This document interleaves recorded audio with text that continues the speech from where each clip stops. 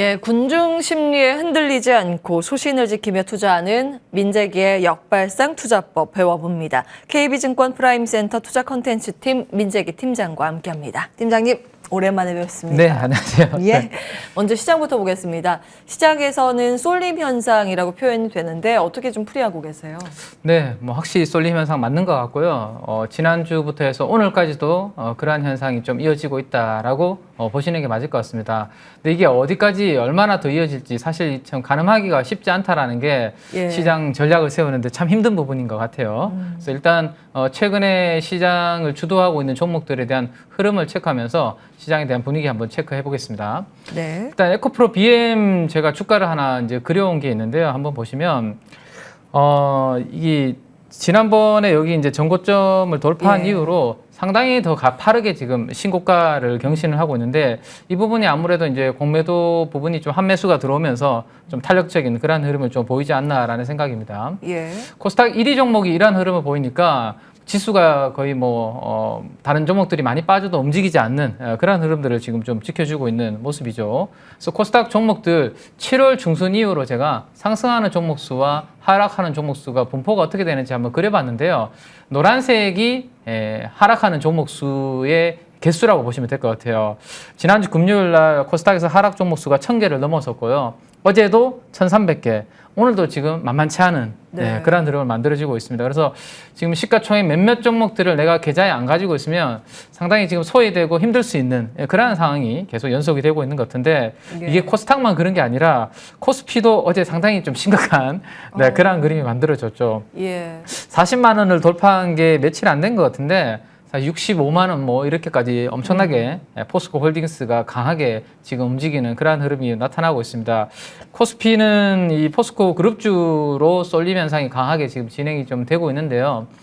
코스피도 7월 중순 이후로 제가 한번 이렇게 상승 종목수, 하락 종목수를 그려보니까 노란색이 확실히 하락 종목수가 매일매일 보면 많은 모습이었고 지난주 금요일 500개, 어제는 800개 가깝게 이렇게 하락 종목수가 많다 보니까 지수는 별로 움직임이 없고 괜찮은 것 같은데 시장의 질은 그렇게 썩 좋은 편은 아니다. 뭐 그렇게 우리가 한번 이야기를 드려볼 수 있을 것 같고 제가 이제 앵커님 오래간만에 만나기 전에 지난주까지 제가 이제 이러한 부분들로 인해서 이 2차전지 관련주들은 상방이 좀 열려 있다라는 말씀을 좀 계속 드려왔는데요.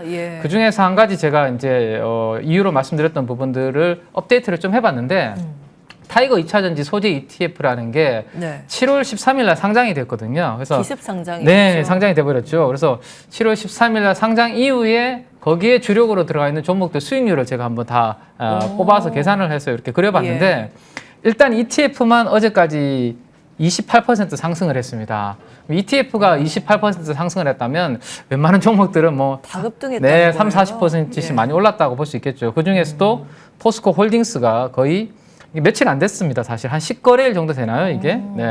10거래일 만에 한 50%가 상승을 했고, 그 다음 에코프로 BM, 그 아래쪽에 보시면, 포스코 퓨처엔까지 다 40% 넘게 ETF 상장과 함께 같이 올라오고 있는데, 이 ETF는 이 상장 이후에 개인 투자분들이 2,100억이나 어제까지 매수를 했습니다.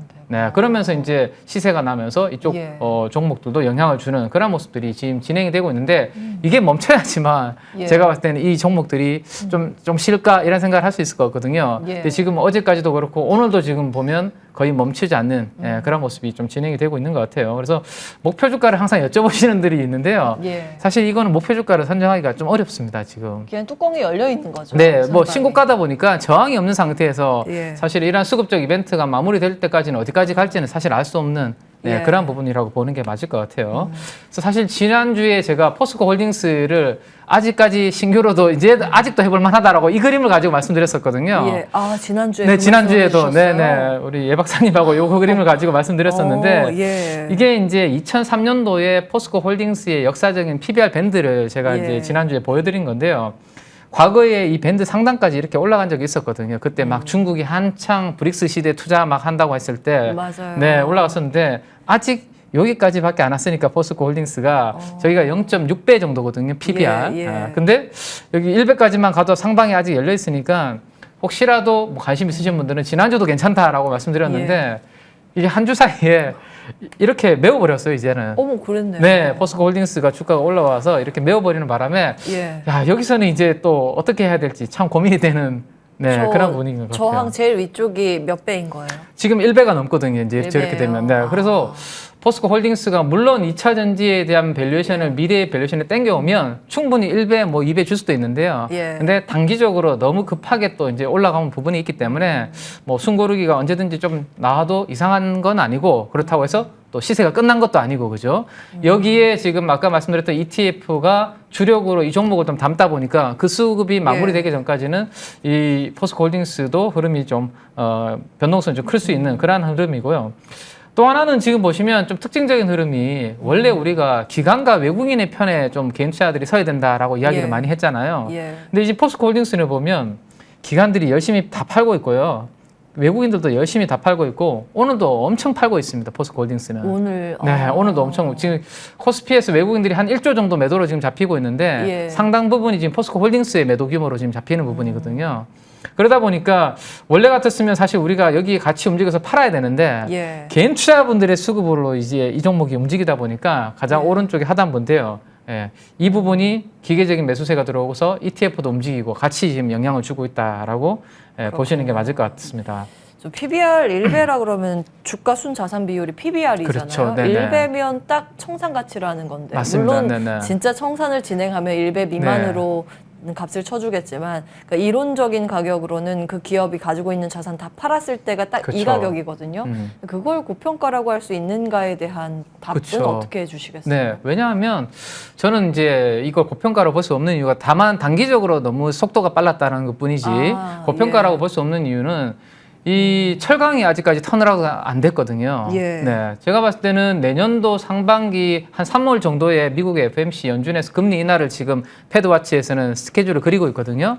그러면 중국도 뭐 오늘 새벽에 뭐 경기 부양책 좀 이야기가 나왔지만 예. 적극적인 경기 부양책은 미국의 금리 인하 시점에 맞춰서 아마 중국도 할 가능성이 있지 않을까 싶어요. 그러면 본격적으로 그때부터 진짜 시컬리클은 분위기가 좋아지면서 나아질 수 있거든요. 예. 그럼 철강의 업종의 본업의 턴어라운드도 앞으로 남아있기 때문에 사실 PBR 1배가 이거 비싸다고 할 수는 없는 거죠. 네. 물론 우리나라 이제 코리아 지주사 디스카운트가 그렇죠. 네네네. 있긴 지주사들은 이제 중복 상장이 돼 있기 때문에 지분 가지고 있기 때문에 할인 요인으로 시장은 바라보긴 합니다만 지금 성장 동력인 2차 전지 배터리를 탑재하면서 프리미엄이 붙어가고 있는 과정이라고 보셨습니다. 자, 그러면 투자의 관점에서는 지금 투자 의견을 주시는 걸까요? 쉴 때 매수 의견을 주시는 건가요? 네, 일단 2차 전지 관련주들이 에코프로와 뭐 포스코 퓨처엠, 에코프로 BM 예. 이들 종목들이 올라갔다가 쉬다가 올라갔다가 쉬다가 하고 있는데 그 종목들에 대해서 이제 신규로 들어가기가 좀 부담스러운 분들이 아마 참 많으실 것 같아요. 예. 너무 올라가 있다 보니까 그래서 오히려 조금 이제 밑에 아직까지 덜 오른 종목 쪽으로 우리가 계속 이제 공부를 하다 보면 아마 기회가 좀 오지 않을까 그런 생각을 가지고 있습니다. 그래서 예. 한번 어제 뭐 흐름을 한번 보시면요. 일단 어제 그 수급으로 움직였던 종목들, 대형주들도 움직였지만 음극재 관련주들도 꽤 움직였거든요. 예. 소외되지 않고 움직였습니다. 그리고 분리막 쪽도 보시면 WCP랑 SKI 테크놀로지 이렇게 같이 좀 움직이는 그런 모습들이 좀 나타났다라는 거죠. 그래서 한번 보면 에코프로와 에코프로 BM 이들의 이제 수급으로 움직이는 종목들 외에도 2차 전지 개별 종목들의 테마도 충분히 이제 움직이고 있기 때문에 여차하면 확산이 될 가능성을 염두에 두고 보시는 게 좋을 것 같고 리튬 관련주들도 사실 포스코 홀딩스도 지금 리튬 때문에 좀 움직이는 부분들이 크죠. 그 기대감에. 그래서 금량이라든지 이런 종목들이 지금 움직이고 있는데 그 중에서도 이제 시장이 제가 봤을 때 아직까지 희망이 있는 부분은 오늘은 이제 2차 전지가 너무 강하니까 AI 반도체가 좀 쉬고 있지만 그래도 이스페타시스라든지 이런 종목들은 살아있는 모습이고요. 그 다음 이제 제가 7월 초에 이제 말씀드렸던 내용 중에 하나가 우리 해상풍력이라는 부분들이 많이 증가를 하니까 해상풍력 전기는 무선으로 절대로 할 수가 없기 때문에 바다 밑에 이제 케이블을 설치를 해서 전기를 가지고 와야 된다라는 말씀을 드렸고 그때 대형주로는 우리가 LS에 대해서 말씀을 드렸고 작은 종목으로는 LS 전선에서 지분을 매입하고 있는 KT 서브마린에 대해서 말씀을 드렸었거든요. 예. 근데 어제는 KT 서브마린이 실적 잘 나오면서 움직였고 오늘은 LS가 뭐 장중에 상한가 가는 그런 예. 그림들이 만들어지고 있기 때문에 오늘은 관련해서 이제 또 지주회사 관련된 관점으로 이녹스를 한번 좀 보려고 하는데 이녹스. 네. 이녹스 첨단 소재는 우리가 잘 알고 있는 기업이죠. 예. 이게 이제 OLED 관련해서 이제 봉지제도 만들고 이렇게 소재 부품 만드는 회사인데 이 상장 회사 말고요. 제가 관심이 있는 쪽은 비상장 쪽에서 보면 좀 좋지 않을까 싶습니다. 이녹스 지주회사가 있고 요 아래쪽에 소재 쪽에 좀 낯선 기업들이 있는데 하나씩 짧게 한번 보여드리면 일단은 상장사 이녹스 첨단 소재, 요 OLED 관련된 부분 있는 거 다들 잘 아실 겁니다. 근데 최근에 이녹스 첨단 소재가 올랐던 이유 중에 하나가 관계사를 통해서 리튬 사업에 진출하겠다라는 부분들을 최근에 발표를 했었죠. 그래서 이런 부분들 수산화 리튬 사업에 진출하겠다라는 발표를 했고 25년도, 26년도 관련된 로드맵을 계속 그리고 있는 그런 상황입니다. 그러면 지금 포스코홀딩스가 리튬 때문에 움직였고 예. 에코프로 이노베이션 수산화 리튬 때문에 기업 가치를 지금 높게 평가해 줄 수 있다. 이게 지금 비싼 게 아니다라고 좀 논리를 펴시는 분도 있거든요. 예. 그럼 이녹스도 이 그룹 내에서 수산화 리튬을 하는 자회사 관계사를 가지고 있다라는 게 하나가 포인트가 있고 제가 단기적으로 주목하는 부분은 자회사 중에 이녹스 에코엠이라는 부분입니다. 이 대주전자재료라든지 실리콘 응급제 관련된 기업들의 이 앞으로 비율 자체 투입 비율이 점점 높아진다라는 이야기들이 나오고 있고 저는 사실 애플의 아이폰 쪽이나 애플의 디바이스 쪽으로 이 실리콘 응급제가 앞으로 많이 들어가는 부분에 대해서 주목을 좀 하고 있거든요. 실리콘 응급제. 네, 실리콘 응급제가 많이 예. 들어. 근데 이 대주전자재료 쪽으로 실리콘 응급제를 만드는 데 있어서 실리콘 파우더 원소재를 납품하는 회사가 이녹스 에코엠이라는 비상장 회사가 또 있거든요. 예. 그래서 이 부분이 제가 봤을 때는 앞으로 시장에서는 좀 주목을 하지 않을까라는 생각을 좀 가져보게 되네요. 그래서 응급제 관련된 회사들 이렇게 제가 표를 하나 정리를 해보니까 나노 신소재가 2조 원을 넘어섰고요. 대주전자재료도 1조 7천억. 제이오라는 CNT 분산재를 하는 기업도 1조를 넘어섰습니다. 예. 근데 이녹스만 아직까지 한 3,600억 정도 수준에서 머무르고 있거든요. 예, 그러면 제 생각에는 위에 있는 형님들이 1조, 2조 이렇게 갔으니까 예. 이제는 시장에서 좀 시가총액 싼 종목들을 위해서 이제 바라보게 되면 이녹스를 바라볼 수 있을 것 같고요. 최근에 연기금에서 꾸준하게 이제 매입을 좀 시작을 했습니다. 연기금은 사기 시작하면 한 방향으로 쭉 사는 이제 성향이 있죠. 네. 그래서 2차 전지 내에서 많이 올라간 종목들도 좋은데 그들이 내가 계좌에 없다면 좀 안 오른 종목 중에서 시장이 앞으로 모멘텀이 될 종목으로 이녹스를 한번 공부해 보시는 거 괜찮을 것 같습니다. 이녹스가 이녹스 에코엠 지분을 어느 정도 가지고 있는 100% 자회사인가요? 제가 알기로는 한 40% 정도 정확하게 지금 기억은 안 나는데요. 네. 예. 그 정도 가지고 있는데 그거는 다시 한번 체크는 좀 해볼 필요는 있을 것 같습니다. 예, 예. 왜냐면 단순 비교하기에는 지금 지분율 따져봐야 되기 때문에 어찌되었든 다른 실리콘 응급제에 비해서 좀 할인을 받고 있다라는 부분에 이녹스를 주목하셨습니다. 여기까지인가요, 오늘? 네네네. 네. KB증권 프라임센터 투자 컨텐츠팀 민재기 팀장과 함께했습니다. 말씀 고맙습니다. 네,